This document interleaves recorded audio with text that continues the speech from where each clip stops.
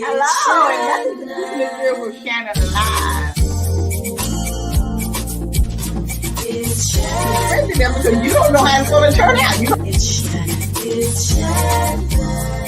My kids empowered me to get out. What's going on with this remote learning in the midst of COVID?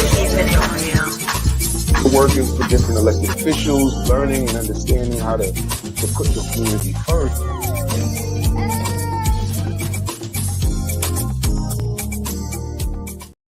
Hi, and welcome to Keeping It Real with Shannon. Thank you for joining us tonight. We really have a hot topic to talk about this.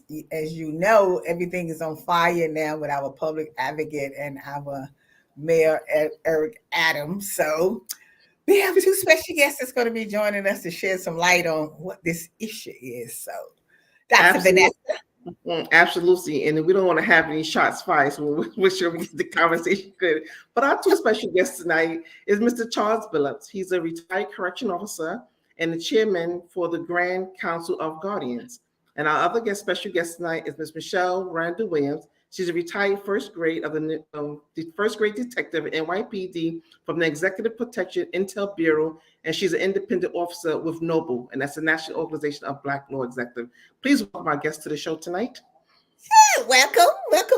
Thank you so much for coming on.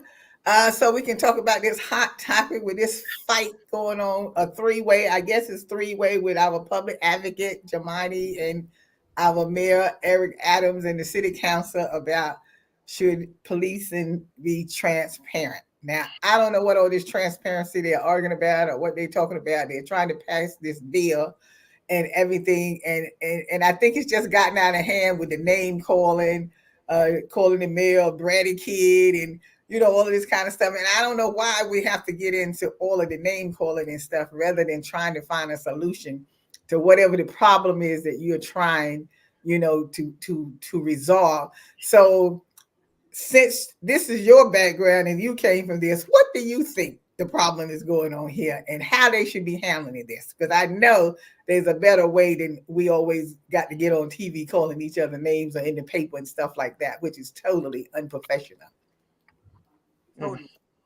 Totally unprofessional. But I think the solution is that this is two officials that need to come together. And clear understanding the transparency that's needed and trusting each other. Calling each other's names is not getting us any closer to the transparency that's needed from both sides, from the community as well as policing. And if you don't know what a police officer does in the jobs, we're the first ones that go run into incidents, problems, and situations. And if we're tied up with additional paperwork and data collecting it and not giving the full attention to the community like we need to keep down the crime. And then we know the saying that snitch gets stitches. So if you put in all action, we need the community to help keep the crime down, and the police need them, and the community needs the police to make sure that everything is together. I think that's city council doesn't really know what police officers do and go through, and I would hope that the mayor, his hands are kind of like tied because he was a police officer and he now has to come in and try to bridge this together. But he knows that it takes two to sit down. You can't bully your way through this. You have to sit down, and two people have to come together, stop calling names and stop putting the blame on what the problem is, and stay on to the objective. Transparent, public safe. So, Mr. Charles, what do you think? Well, I could probably mirror what MIchelle is saying, but like I've been telling people all along, it should have been a conversation that should have been held in the very beginning, before the legislation was even drafted. People should have got together and got a chance to talk about the real issues and how it's going to affect the police department. Now, I can understand the reasoning why they pushing for transparency, because prior to Mayor Adams, there always been a history of issues trying to get information from the police department. whether it was data based on how many people were stopped, which led to the lawsuit of the stop and frisk, or just the idea of in the very beginning when they first started out with the body cameras, it was a hesitant of even giving up the videos for the body cameras. So it's always been an issue, a past history of issues. But I think this time around, they should have came together and they should have sat down and had a real conversation about how it was going to affect today's time and the importance of making sure the police officers out there doing their job correctly. So have that changed? Have that changed now that you can get information when you need it, or if people need information from the police department? Because that's some of this stuff that he's also saying. Jamani was that they try to hide stuff at the police department, so you don't know exactly like what be going on and stuff. So do you see any change? Well, you have to realize the department is very large. You're talking about over 37,000 people that works in the NYPD. And are there bad apples, or are there individuals who still do things they shouldn't do? I would say, yeah. It's in any place you go. You're always going to have somebody hiding something. But the overall concept still with this new administration and these people and these individuals know each other. They still should have got together and sat down and said, we need to talk about this. How can we fix this? Or how can we make it more transparency where everybody can get what they want? Yeah, I think that's one of the things that when there's that lack of understanding, and like we know historically, law enforcement community always had, but especially when it's become ethic issues, when you have whether it's the stop and frisk or the car stop regiment or what they have, but everything is recorded, right? Everything is recorded. I haven't heard any particular thing that the city council, the public advocate have requested that they could not receive. Now, my biggest concern is that they get this information and you stopping people. How reluctant are the individuals being stopped are willing to give up the information? Because first of all, it's going to go into a database. If I'm stopped by police just because I'm asking for directions and they ask me for ID so they could do a report, why should I give them my ID, my information, and that puts me into a database? Have they thought about that? And that's going to cause a problem. That's going to cause a problem because if you stop me and I say, well, I'm not giving you my information or whatever, now you might want to bang me in the head or you might want to put me on the arrest or something. You know what I'm saying? It's going to cause more problems because some of that stuff you asking me, to me, is totally unnecessary. My thing would be is like, why you standing here wasting time with me? Why ain't you trying to help get these guns off the street with these young people shooting each other and killing each other every day and all these stabbing that's going on? That's where the concentration should be at, not all this want to get information from whoever the police officers are talking to. We have real issues that needs to be dealt with. I mean, they stabbings, like what? I don't know how many a day is reported. Mm-hmm. Now we got a Syria of one stabbing of people. Thank God they finally got him. We just got so many other issues that we need to be dealing with this little light stuff with this. This is what I'm not getting. But what this is a layer of things, as you stated, a layer of issues that have to be addressed and collectively has to be addressed. For one thing, the mental health issue. The mental health issue is now even compound with the immigration coming in. Exactly. It may not be people on the street that's homeless. The mayor stated that there's nobody homeless that's in immigration. And I just went down the street today, and if it wasn't homeless, then I don't know what they were because they didn't look like they were going any place but begging. So I mean, there's a layer of issues that city council and the mayor has to come together to address, and it's not just one problem. I mean, putting extra paperwork and things on to the police is not going to bridge the relationship with the community. Just like you said, they ask you for something and you don't give it to them. They have to go by protocol, and then all of a sudden something escalates. We have enough. Right. Argument takes place. Yeah. Well, see, but the difference. So now they're stopping you for something, and something is going to escalate. But yes. That's why they got to come together. There's many layers that need to be addressed before you can get to the real problem. And putting all this burden on police officers is not the way to go. You know, they came together with the narcon use when Staten Island and was saying about the overdose rate and the kids dropping in the streets and ODing. Then they wanted to have the police department, you know, possess that. They carry that around, but you know, this is another burden. So when someone's getting raped or something else, you're addressing social issues that should be addressed by different agencies. You know, the police officers are they do a lot, but they're not psychologists. They're not social workers. They're not people that are trained to take care of everything. Right. We see that too.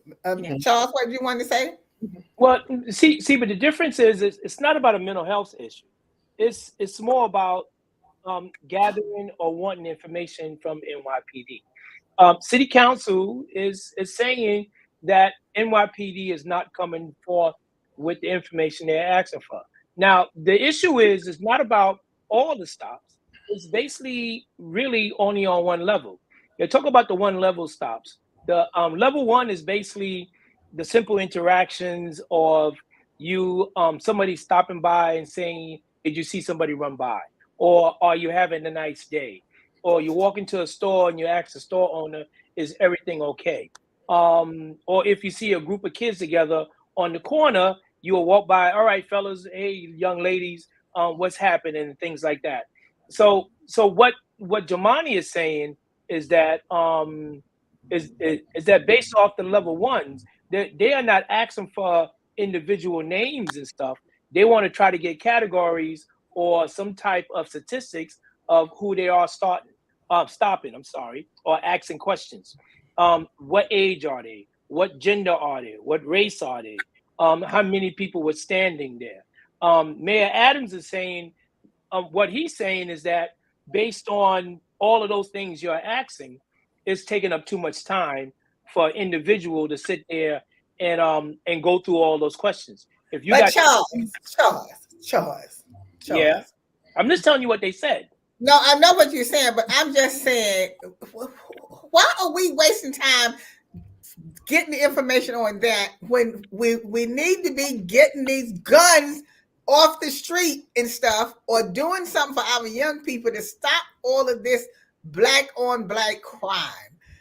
Who needs to know who on the corner and what they doing or what they saying, as long as they not bothering or bothering anyone or anything like that? I don't understand this information. What are they going to do with it when they get it? Well, the issue is, it goes back to the point where people feel they're being harassed. Why are you asking me for my ID? Why you want to know where I'm standing here? This is a free country. I stand where I want. What do you want from me? Those are the things the city council is saying, that people who are their constituents are being harassed. I have to cut you, Charles. We got hold that thought. I'm sorry. We got to take a quick break. We're going to be right back. All right. It's Shannon.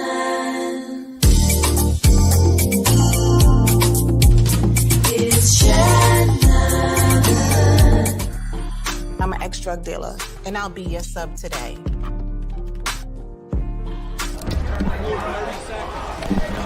Two milligrams of fentanyl can be lethal. A lethal dose is in here. Who gets it, I won't know. It's cheap, it's potent, and it's profitable. The sad reality is, fentanyl is being mixed into everything now. More kitchen now.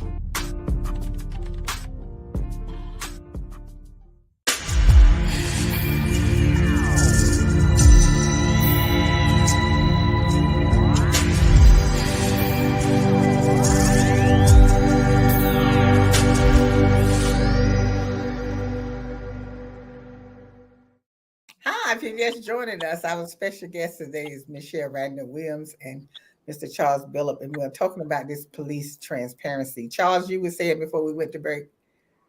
Well, all right. Well, put it this way: city council people are saying that they don't want their constituents or people in their districts or communities being harassed by the police department. They are asking now, based on what the police guide is saying. They only reading off and they're using off what the police guide is given, or maybe they might be reading it the wrong way. But either way, based on how they're reading it, they're saying that they are entitled to this information to find out from the NYPD how many people are being questioned, how many people are being stopped, and everything else. Now the mayor's agreeing with the level one, with the level twos and the level threes. Those are the more severe interactions. But he's saying now that the level ones, as you mentioned earlier, that those petty things is going to tie up the system, and that's basically what they're saying. So now, what I'm saying is that what they should do is that they have opportunity now to clear this up. The city council passed it. Mayor Adams vetoed it. It comes back up to see if they're going to overrule his veto. During this window of time, there is an opportunity where they can make some changes or make some amendments where the mayor can say, all right, I'm happy with this. Let's go forward. This is probably the best time if they want to get past, as you would say earlier, the child play. If they need to correct that now, this is best time to sit down and say, all right, how can we fix this? Or how can we come to a common ground area where everybody can be happy?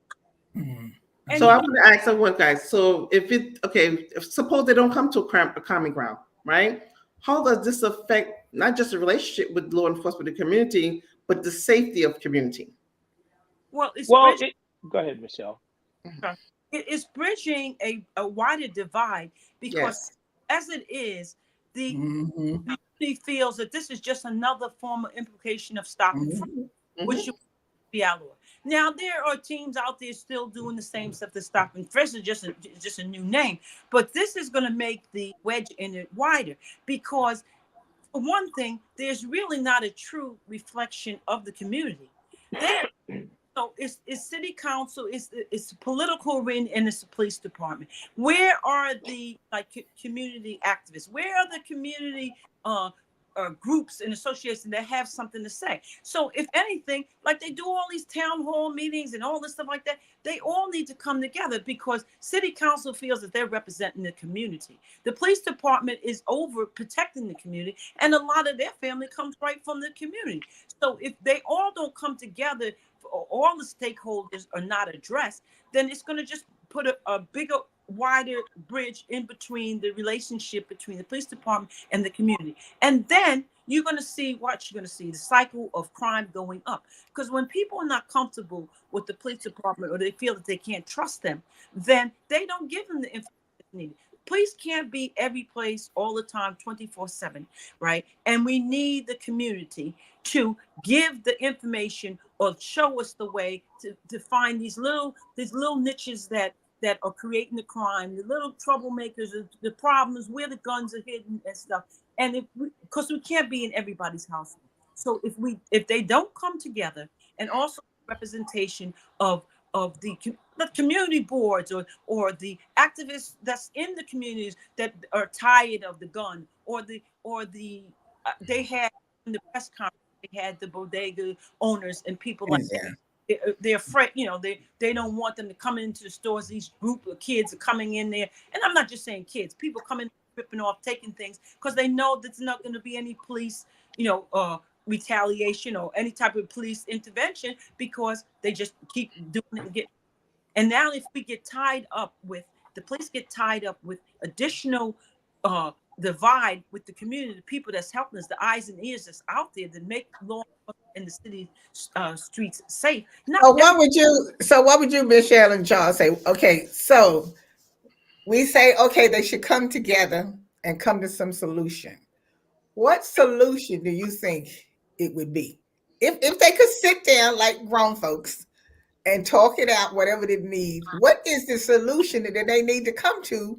Because like I said, I just don't see misdemeanor stuff getting in the way of the big issues that we have. So what kind of solution do they need to come to? They need to come to a clear objective of what are they trying to obtain, because it hasn't been clear to me. I don't know if it's clear to anybody else. I don't know if it's clear to you, Charles, or what the mayor said and what city council, what they're arguing and fighting about. If the objective is to have safe, streets and the community be safe, then what they need to do is come on. How can you obtain that? It's a lot of data on the body worn camera. Okay, I know there's a lot of issues with it, privacy and so forth on both the ACLU. Okay, say about privacy for the police officers or whatever.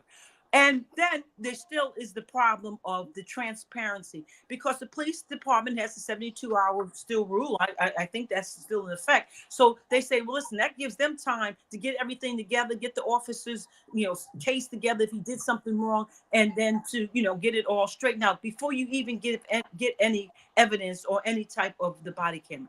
So the solution, I think, would be to use the body cameras. You working for that time, you working the time, that set time, have the body cameras all the time, and that if it's turned off, that you can't turn it off unless it's for a personal or whatever that, but it's recorded in an independent source. Well, you know what? I was going to say the same thing. I have a audience person came on, Qian came on and said, I was thinking the same thing. Yes. To me, it's a whole political thing. That's all it is, because it's time for elections. And if you notice, every time there's an election, somebody starts something to make the other person look bad because they are running for that person's position. That's what it always looks like to me. And I think this is what this is about again. Absolutely. Is because the person also wants to run for mayor at some point or whatever. And it always seems that it just comes up at a certain time when it's totally unnecessary. And then, before you was talking about defunding the police department. And so we got past that stage. Now we're talking about the transparency. I mean, what is going to be next? Because my issue is if something happens, who am I going to call? I'm going to call the police department. That's what I'm going to call. I ain't calling Ghostbusters or anybody like that. We going to call the police. So we need to get this mess straight with the police, because we need the police regardless. I don't care what you say. Well, that's one of the things I want to just piggyback what Michelle said. When you're talking about all these advocate groups to these other organizations, the thing is that when these organizations are working in silo, right, they only come out when it's a communal event or something happens, or if it's something against the police, or something that when police have already been judged, whether it's a shooting or something else. So where are they collectively when you want to focus on transparency? And these are kind of issues I'm hearing as well. It's a political stunt. It's an issue, and there's a lot of things that's right in Jumaane Williams' favor. If Eric Adams is either convicted of his situation or no longer be able to run, he has much to gain. And this is the thing that they're playing on the minds of the community. So my thing is, are you ready for the community? Right. Well, if you want me to answer, go ahead, Michelle. Charles. Charles and I had talked about this before, that if you lose sight of the objective, okay, and is a political time, this is what there's only a few things that the politicians talk about: education, housing, and the safety. Police. The safety of the community is the biggest thing the political people run on, because people are fearful. People are fearful, and they're going to say, oh, wow, he's doing something about getting us together and keeping us safe. And so, as you said, it's just a political circle and a circus, but people don't soon forget. You have to realize that the issues have to come from you. You have to look in the mirror, even if it's just for a social event or something like that. You have to be instrumental. You have to look in the mirror and say, what is going to be the best thing? Because the political arena is set up. Who has to look in the mirror, Michelle? Who? The community has to. The community people? Oh, okay. Because the police department is going to be the police department for whatever rules they say. And like you just said, you're going to run to the police. But the people in the community live in the community. He has protection. Jumaane has protection, and they don't have to worry about the gun. Well, what you say, Charles, because they got a whole lot of stuff going on in the corrections now about changing how they doing things over there now, and that's bad. No. But let me just touch on one thing what y'all talked about. You see, today's time is totally different from what it was 10, 15, 20 years ago. You got a totally different movement of younger people who think totally different from, I would say, from the average person that's at least 45 and older. They think totally different. They in a different mode. They built differently, and they just react differently. So, and keep in mind, majority of the city council now are young people. These are the young people who's been part of that so-called movement over the last several years that want to see some drastic change in criminalization, as they would say, in the idea of dealing with law enforcement and all these other items and other things they always wanted.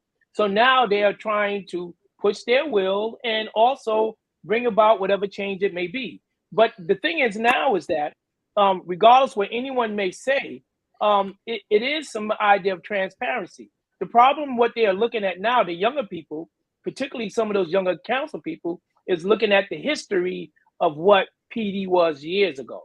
And they shouldn't be doing that. They should be trying to allow NYPD to evolve to what it should be today. And the best way of doing that is making sure those people come to the table.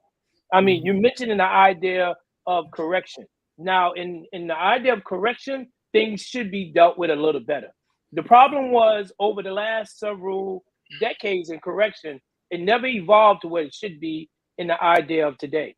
Well, I'm gonna have to stop you there, Charles, and hold that to for our after show, because we're getting ready to go into our after show, but we've got to end the show at this point. That ends that first part of our show. So we want to thank everyone for joining us, and if you can stick around for our after show, we are coming right back with that. But thank you for joining us today. We want to thank our guests, MIchelle Randall-Williams and Mr. Charles Billop, for coming on and talking to us and clearing up some of the information that we didn't know about policing transparency. So thank you for joining us, and you can always see us on Saturdays at 5:30 and Brick Arts Media and 2:30 on M&M, and every Tuesday at 8 p.m. on Facebook and YouTube. So as always, we'll see you next time. Thank you for having us. Thanks for inviting me. Today's show is sponsored by Abu's Bakery. If you have a sweet tooth, stop by Abu's Bakery for some delicious cakes and pies. Would you like beautiful pictures for your home or your office? Then stop by Faith Art Gallery. They have a large selection of pictures from around the world. It's Shannon. It's Shannon. It's Shannon. It's Shannon. It's Shannon. Keeping it real.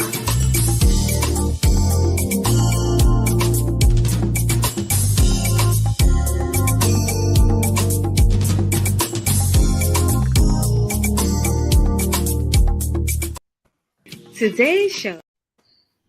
Hi, we're back for our after show. We hope our guests stayed around so we can talk to them, MIchelle Randall-Williams and Mr. Charles Billop. Are we still there? Yes. Yes.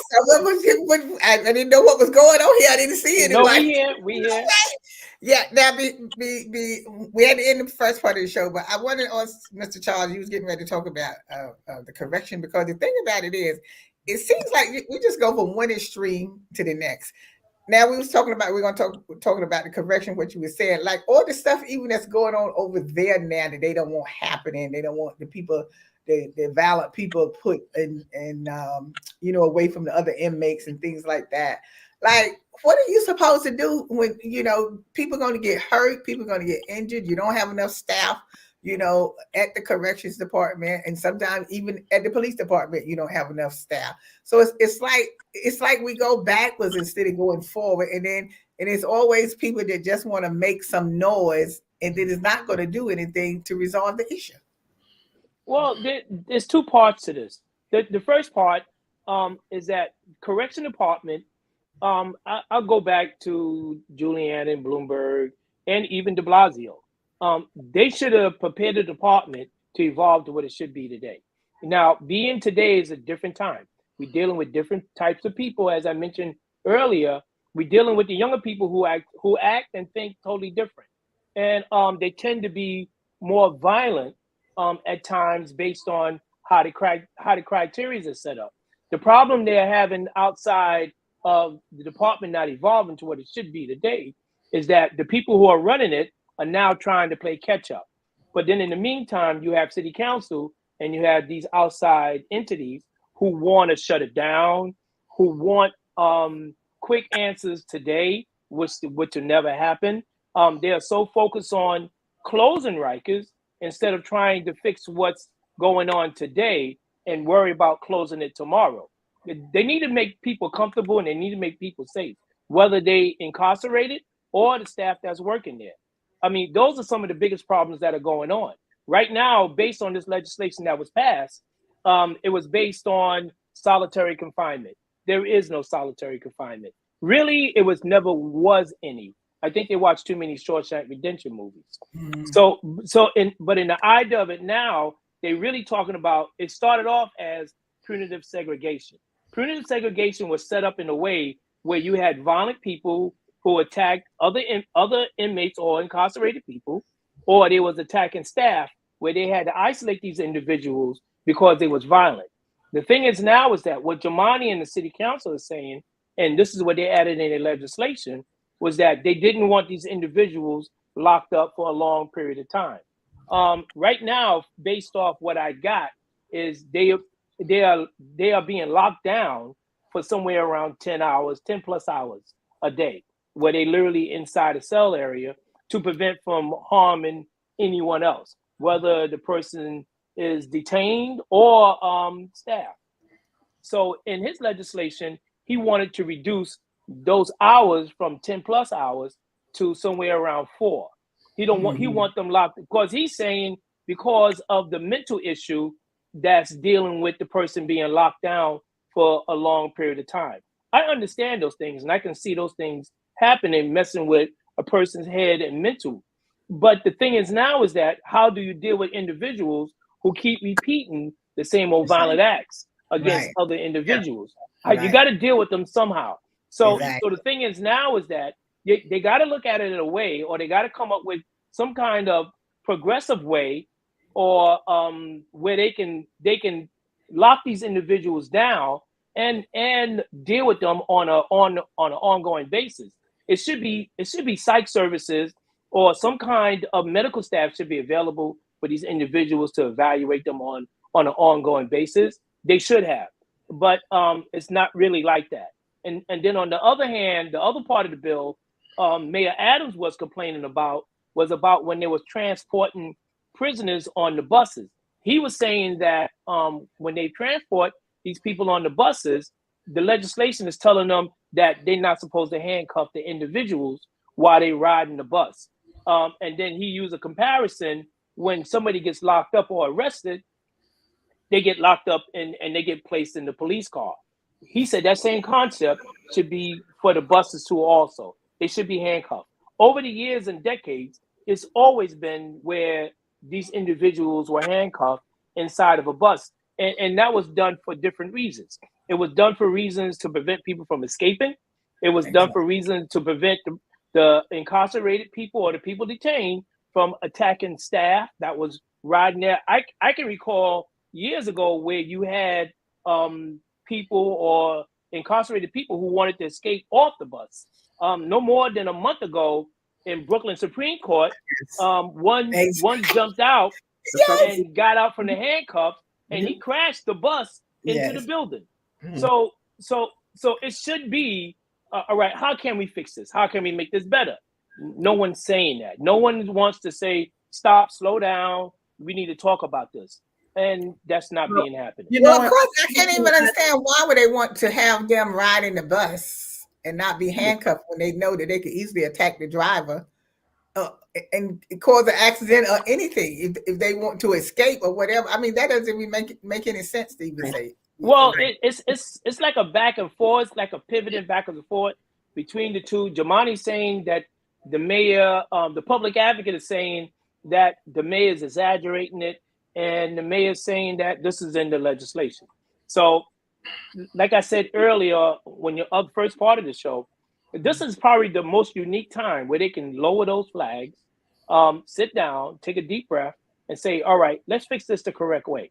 This way here, everybody can benefit from it. Because right now, I'll be honest, seem like they forgetting what the real purpose is. And Right. I just want to go ahead, Michelle. I want to just piggyback on something that Charles said. no, I'm just saying, like when we started out earlier, they are losing focus of the objective. And as Charles said, the last 3 mayors have been focusing on Rikers Island for whatever reasons, but I don't think it's for the right reasons. As Charles said, this is the place, they've tried to say put a prison in each one of the boroughs. Nobody wants that. But instead of containing them where prime property is and real estate is like that, the objective is not to keep it safe and to keep the inmates in focus and giving them the issues that they need. I believe it's really a hidden agenda to get them out of there and make that a private island for. Absolutely. Oh yes, exactly. That's what was said. It's a land grab. Huh? Exactly. That's I just what wanted was to add said. on something. I just wanted to add on something that Charles was saying in terms of the conditions at Rikers. I understand that Rikers like a full, like a full for all, right? When correction officers getting attacked. Okay, I can understand no lockdown 10 hours, but that mental health component that you're talking about needs to be addressed long before they get to Rikers. Right? When you look at the mental institutions and the segregation and the lack of services thereof in marginalized, disproportionate community, that's where your problem lies, right? That's one of the problems. So now get into correction. Why is it that all the inmates have to be out at the same time? Why can't they have certain blocks with certain time and people could have certain time out? Because it gives the officers are outnumbered, right? They're outnumbered. They can easily lose control of a situation, especially if they're on some type of substance or under the influence of something, and things can go quick from 0 to 360 right away. But the thing is, I think even in Rikers, they should have some kind of purpose of being there. I understand for the juvenile, to my understanding, that they're mandated to have some type of educational services available. What about the adults? Are there any type of services available for them so they can kind of wean off and reduce this recidivism?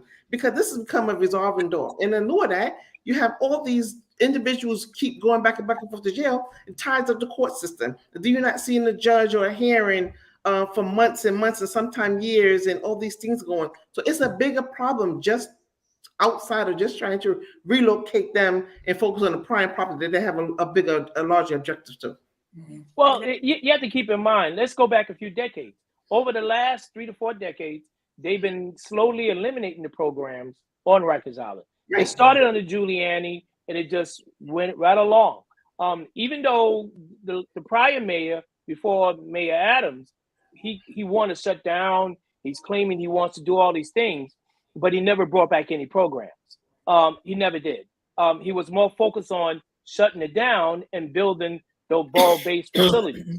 Now, the saddest thing about it, they did a study, and they had this commission to form, and they did this broad study saying that they will want to build these jails and tear down the borough jails first, which is costing them over $20 million per facility. Right now, Brooklyn House is being torn down, and they spend millions and millions of dollars. But the thing is now is that to build these new facilities, first it started out somewhere around 7 to 9 billion, and then it mushroomed to 11 billion, and now the number is even higher than that. And the issue is now the question is where the money's going to come from. And on top of that, it was set up where it was supposed to be done, and these borough-based facilities is supposed to be built by 2027, which we all know that would never happen. This is New York City. They can't fix a highway. They've been working on the Brooklyn-Queens Expressway longer than my age. So the issue is now is that it would never happen. So again, it's about being realistic. It's about being open-minded to how things should be done.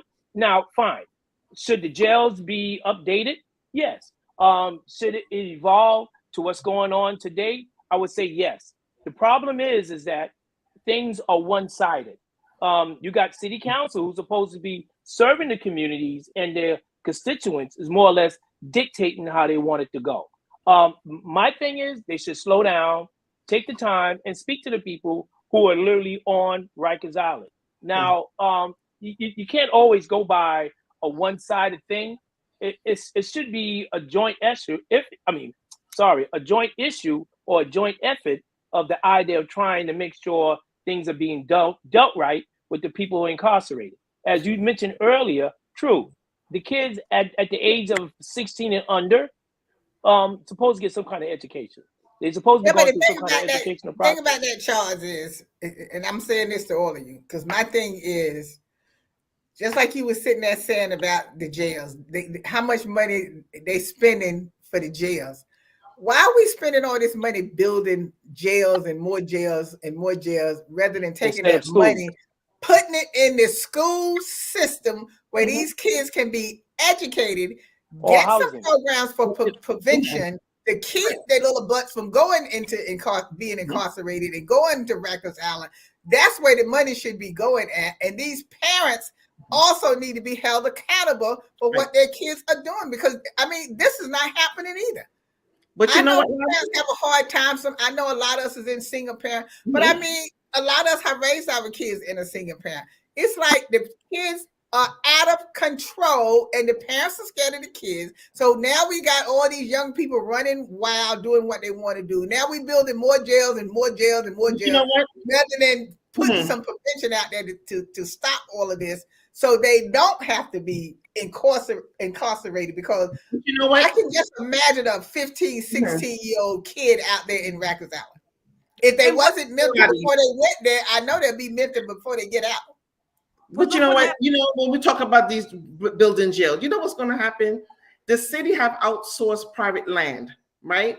Rikers Island and city jail has become privatized. It's going to become profitable. You have more jails. That's where the money is going to come from. They're not going to make it with that they're going to invest into the school system, education system. They're not investing in trade schools. They're not investing in services on Rikers Island, because the recidivism is not a big problem for them until it hits their front door. And right? They compounded the problem with the state. Exactly. Legalizing this smoking. Look at all these kids out there getting high. They don't want to go to a job. They can't. Their mental capacity for to being sitting in a class studying stuff like that is gone. They have anxiety. They have whatever, and they're getting high all day, sleeping all night or all day. They don't get up to go to school. And look, they haven't even. The city council haven't even passed anything. So it wasn't, the objective is gone. It was meant to say that they're going to come out of jail, come out of Rikers for minor crimes like, marijuana and all the stuff that they went in there for, come out and they can make some money off it. Where is this money going to? All these illegal pop-up shops and stuff like that, they don't have any rules or any type of, it's almost like the lottery with the education. Wasn't the lottery set up to go into education?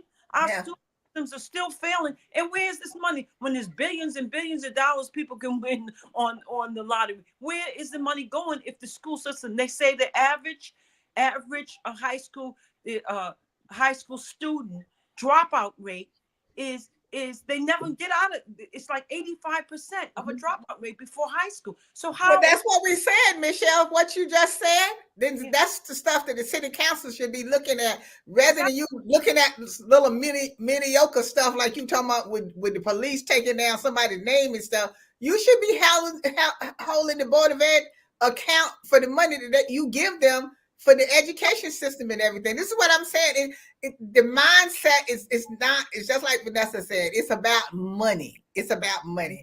And nothing is gonna change because it's about how much money they can get. Because if they want to stop guns from coming in the country, they could stop guns from coming in the country. But they're not going to stop anything that makes money. The drugs make money. That's why they made the cannabis and stuff legal, because they can get money off of it. Otherwise, it wouldn't have been legal. You'd have still been locked up for smoking a reefer, a joint, or whatever. Yeah, their mind is not on anything but making money, and that's the end of it.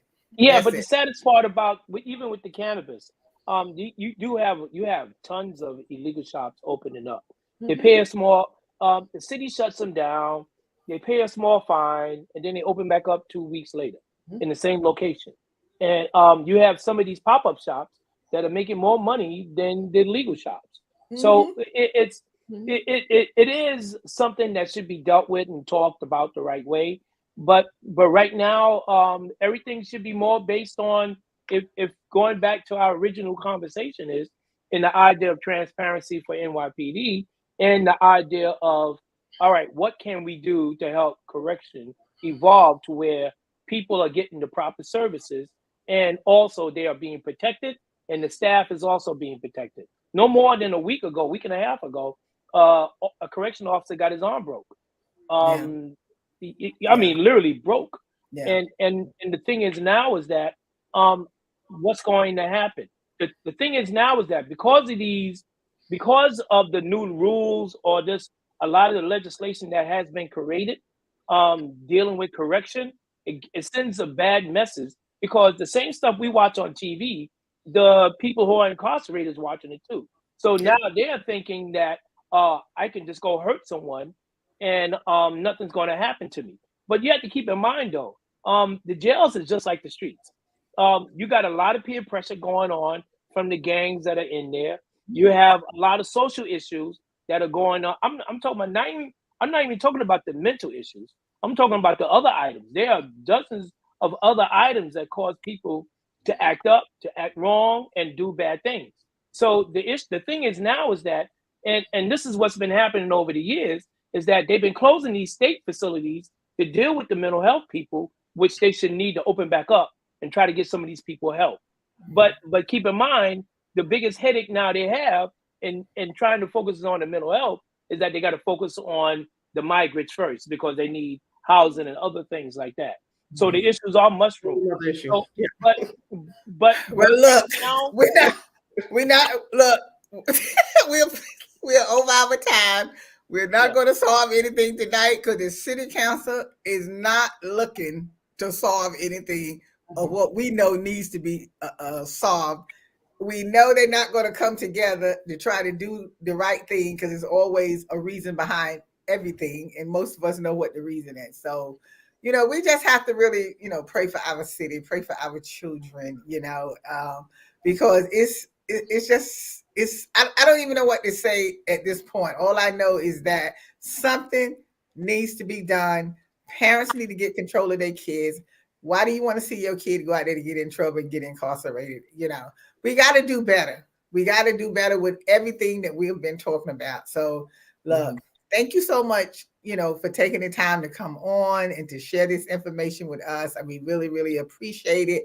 And let's just hope, the public advocate and our mayor can come together, to resolve this issue with the policing and stuff, because, we need the police. Let's don't say we don't need them, because we do need the police officers. Because I remember further back, we need to go back to that community policing where they're in their community, where you can walk up to the officer and talk to them and, they get to know you and you get to know them. That's what we need to get back to. So look, thank you again for joining us. Thank you, audience, for sticking around. And as always, we'll see you next time. Thank you.